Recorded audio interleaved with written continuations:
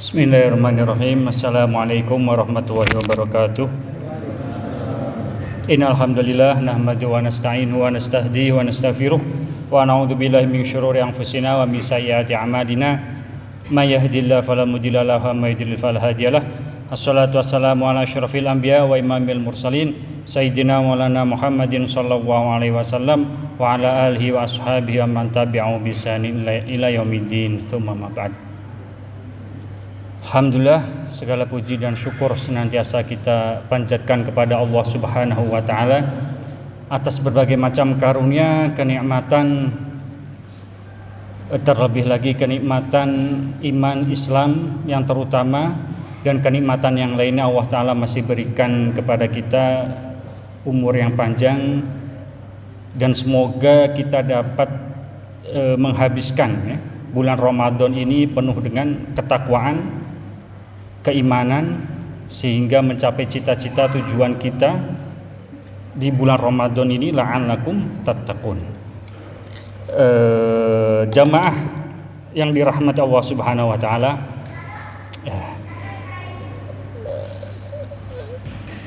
insyaallah pada kultum ini saya akan menyinggung berkaitan dengan Al-Quran, akan tetapi dari segi bahasa.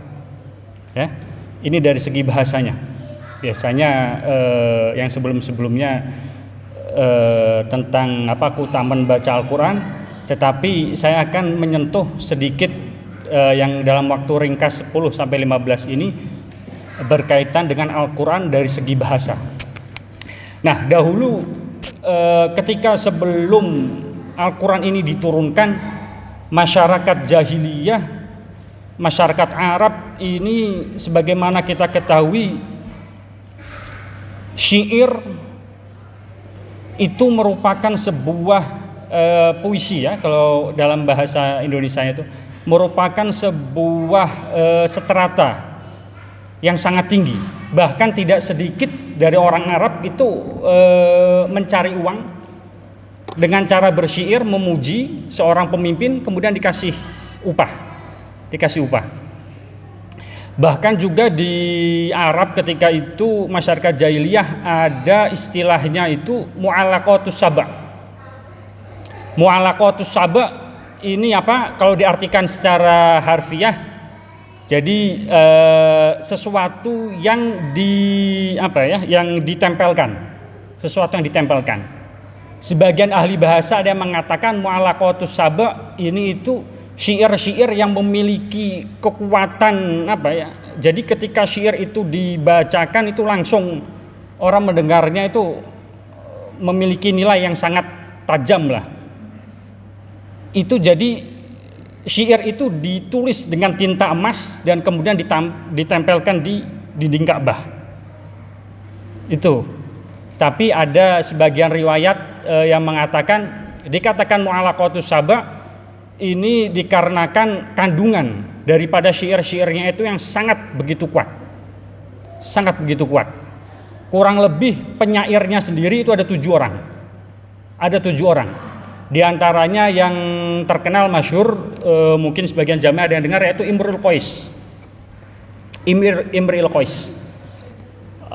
Nah, itu juga ada kumpulan syair-syairnya yang bagaimana kalau kita faham itu sangat menyentuh juga, meskipun dia bukan seorang ini, ya.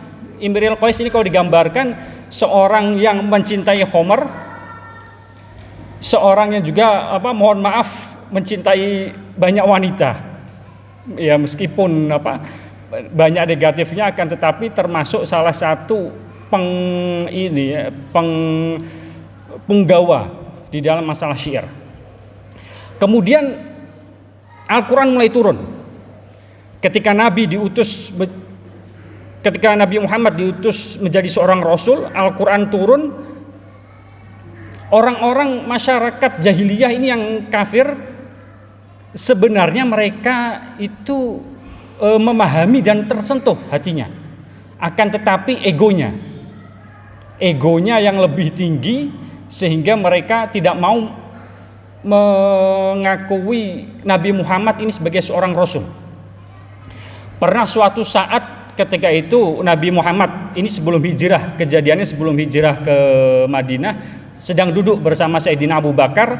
Di situ ada pembesar dan juga penyair ulung dari karangan Arab, yaitu bernama Walid ibnul Mughirah, ayah dari sahabat Khalid ibnul Walid. Jadi Khalid ibnul Walid ibnul Mughirah. Walid ibnul Mughirah ini orang yang ahli bahasa, kemudian yang keduanya orang bangsawan. Di antara orang terkaya ketika itu di Jazirah Arab, khususnya di Makkah. Nah itu ketika itu sedang bermakan dengan bertiga. Setelah selesai makan, Walid ibn Mughirah ini keluar dan menyangka orang-orang Arab ketika itu ini Walid ibn Mughirah masuk Islam ini. Sampai Abu Jahal ketika itu datang mendatangi rumahnya dalam keadaan nangis sampai berteriak-teriak, apa yang telah kamu lakukan, apa yang telah kamu lakukan sehingga kamu mengikuti Muhammad. Sejenak Walid ibn Mughirah tidak menjawabnya. Kemudian Walid ibn Mughirah mengatakan, wallahi, demi Allah, laqad sami'tu kalaman laisa min kalamil ins wal jin. Sungguh saya ini telah mendengar sebuah perkataan yang ianya bukan perkataan dari manusia ataupun dari perkataan jin. Innahu lahalawah, sesungguhnya perkataan tersebut memiliki keindahan. Wa inna alaihi latolawah, latolawah itu jadi perkataannya itu dapat menarik diri seorang, menarik hati seorang, mempesona lah. Wa inna alahu lamuthmirun, sungguh di dalam perkataannya tersebut memiliki juga kedalaman di dalam maknanya. Wa inna asfalahu lamughdikun wa innahu la ya'lu wa la yu'la alaihi, dan sesungguhnya perkataan tersebut memiliki kedudukan yang sangat tinggi dan tidak ada yang menandinginya, dan tidak ada sebuah perkataan yang lebih mengunggulinya. Kemudian Abu Jahal ini Abu Jahal ini termasuk musuh Islam yang beberapa kali menggagalkan pembesar orang Quraisy yang sudah mulai tersentuh hatinya, akan tapi dikarenakan Abu Jahal ini semakin meninggalkan Islam. Di antaranya Walid ibn Mughirah. Begitu juga Abu Thalib. Abu Thalib di akhir-akhir wafatnya ketika hendak meninggal didatangi oleh Abu Jahal. Apakah kamu rela untuk meninggalkan agama nenek moyang kamu? Sehingga akhirnya turun ayat maka anali nabi walladzina amanu yastaghfiru lil musyrikin. Jadi tidaklah bisa seorang nabi ini memintakan ampunan bagi seseorang yang sudah nyata mereka itu adalah ashabul jahim, penduduk ataupun penghuni neraka jahanam. Nah, di dalam Al-Qur'an ini juga meskipun Al-Quran itu bukan syair, akan tetapi dikarenakan syarat syair itu di dalam Arab harus perkataan itu disebutkan memang ada niat maksud syair. Ini adalah sebuah puisi, ini adalah sebuah syair. Kalau tidak ada niat demikian, tidak ada tujuan yang demikian, maka itu tidak dikatakan syair. Oleh sebab itu kita sering membaca Al-Quran agak-agak mirip syair. Misalnya yang berakhiran qul a'udzu birabbin nas, malikin nas, berakhiran nas semuanya. Lagi misalnya surah Al-Muddathir, ya ayyuhal muddathir qum fa'andzir wa rabbaka fakabbir wa thiyabaka fatahhir wa ruzafajur wa tasaktir. Semuanya berakhiran ra. Semuanya berakhiran ra. Bahkan keindahan di dalam bahasa Arab ini itu ada istilahnya, kalau dari segi bahasa disebutnya, ini dalam cabang ilmu balaghah disebutnya al-badi'ah al-qalbiyah ataupun atangkisiyah. Jadi kurang lebih perkataan tersebut dibaca dari depan sampai belakang, dibaca lagi dari belakang sampai depan sama hurufnya dan mengandungi arti.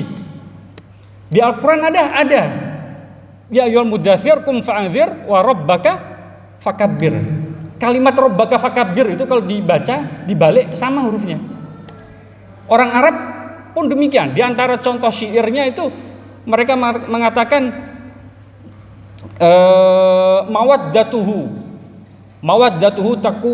mawaddatuhu tadumu likulli haulin. Sungguh kecintaan seorang tersebut akan senantiasa bermekar meskipun dalam keadaan yang sangat tergoncang oleh bencana. Wahal mawaddatuhu tadum wahal kullu mawaddatihi tadum. Dan apakah kecintaannya akan senantiasa demikian? Nah, itu syair tersebut kalau dibalik hurufnya pun sama juga. Hurufnya sama dan memiliki makna juga. Nah, kalau di puisi Indonesia kayaknya kita belum pernah ini ya. Belum pernah nemu yang demikian ya. Belum pernah nemu ada puisi yang dibalik huruf depannya sampai belakang dibalik lagi sama lagi. Kayaknya nggak ada lah. Ataupun di bahasa yang lain wallahu alam saya pun belum pernah nemu. Itulah contoh-contoh di antara keistimewaan Al-Qur'an itu ketika turun orang-orang mendengarkannya itu langsung istilahnya langsung tersentuh. Nah, tugas kita sebagai umat yang berada di akhir zaman, hendaklah kita juga mempertingkatkan keilmuan kita. Bagaimana kita untuk membuka kefahaman di dalam Al-Qur'an. Salah satu kunci pertamanya adalah memahami bahasa Arab. Belajarlah dari yang mulai kecil dahulu. Oleh sebab itu di dalam Al-Qur'an disebutkan kunu rabbaniyin. Nah, itu di dalam surah Al-Imran. Di ayatnya agak panjang ya, maka al-basyarin atiyawahul kitab, di pertengahannya ada kunu rabbaniyin. Para ahli tafsir itu mengatakan siapa Rabbani, orang yang disebut Rabbani, yaitu orang yang man ta'allamal ilma min sigorihi qabla kibarihi. Orang yang mempelajari sebuah ilmu dari yang terkecilnya dahulu sebelum mempelajari yang besar-besarnya. Jadi ada progres kita di dalam memahami Al-Qur'an. Nah, ini juga yang harus perlu diwaspadai. Jangan sampai kita berguru ini tuh tidak ada gurunya. Berguru asal buka internet, Google, hasilnya pun kacau. Itu kalau kita belajar hanya dari Google itu, apalagi berbahasa Indonesia, itu istilahnya carut marut lah. Sehingga tidak seperti apa yang dikatakan oleh salah satu orang ulama, mereka mengatakan yadhunnul humru anal kutubatah tadi. Sungguh orang jahil itu menyangka bahwasanya buku itu dapat memberikan petunjuk. Akhafah min liidrakil ulumi, kepada orang yang memiliki kefahaman yang bagus. Wa ma yadril jahulu bi anna fiha ghawamid. Sesungguhnya di dalam buku-buku, dalam kitab-kitab terdapat kesukaran-kesukaran. Hayyaraj aqlal fahimi, di mana kesukaran tersebut dapat merungsingkan ataupun menyusahkan apabila ia pelajari tanpa seorang guru. Idza rumtal uluma bi ghairi syaikhin, dan apabila kamu mempelajari sebuah ilmu tanpa seorang guru, dolal ta'anis siratil mustaqimi, maka kamu akan sesat dari jalan yang lurus.